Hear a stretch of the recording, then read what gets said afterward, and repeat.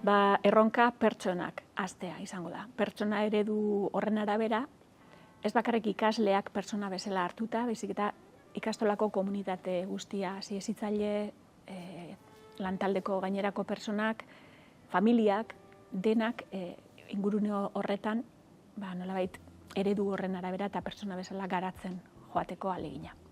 Bueno, podríamos hacer una lista larga, pero por ser un poco concreto diría dos tipos de retos. Hay un reto estructural o social muy importante desde mi punto de vista, que tiene que ver con las desigualdades sociales que atraviesan lo educativo, tiene que ver con las condiciones de vida de las personas y que afecta directamente a los niveles de aprendizaje. Gran parte de los problemas, de los malestares que sufrimos en las escuelas tiene que ver con las condiciones de capital social, cultural, económico de los chicos y de las chicas. Luego, tratar de hacer políticas que vayan hacia una sociedad más equitativa, más justa, más igualitaria, sería fundamental para resolver este gran reto que es el que tiene que ver con lo educativo.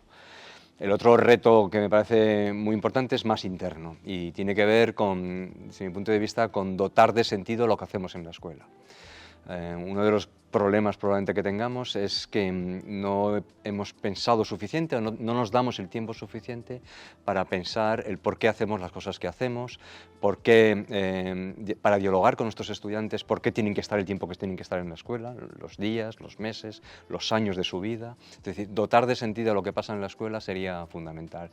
Ese dotar de sentido atraviesa en realidad todo, atraviesa las prácticas docentes, atraviesa los currículums, atraviesa la relación que establecemos con nuestros estudiantes, atraviesa la relación que hay con el contexto, con el territorio, con la cultura, con la familia, pero en el fondo si nos preguntásemos ¿para qué vamos a la escuela?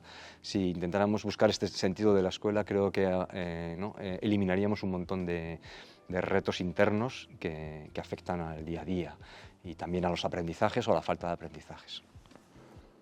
Bueno, uste dut erronka hitza nahiko hitz potoloa dela eta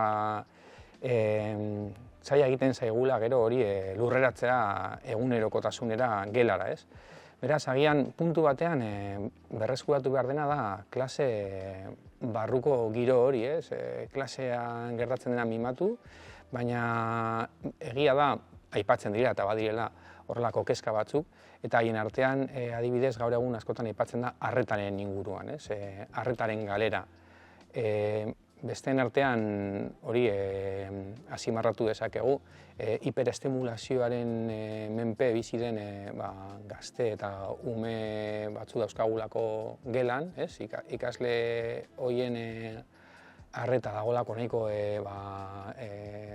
dispersoa, multitaskinaren lelopean, eta bueno, ze punturaino lortu elkarri entzutea eta elkarrekin aritzea, ez? Ikerketa komunitate, gela bat den ikerketa komunitate txiki horretan. Bueno, erronka handia, baina era berean oso politak eta izango da lehen aldia ikasle bat edo irakasle bat edo komunitate ez, hezkuntzako komunitate guztiak osotasunean begiratua izango dana.